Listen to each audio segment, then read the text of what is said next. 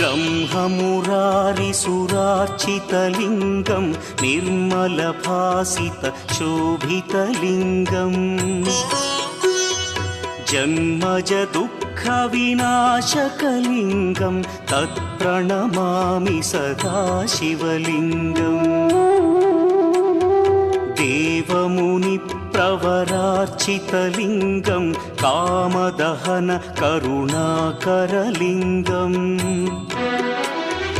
रावणदर्पविनाशकलिङ्गं तत्प्रणमामि सदा शिवलिङ्गम्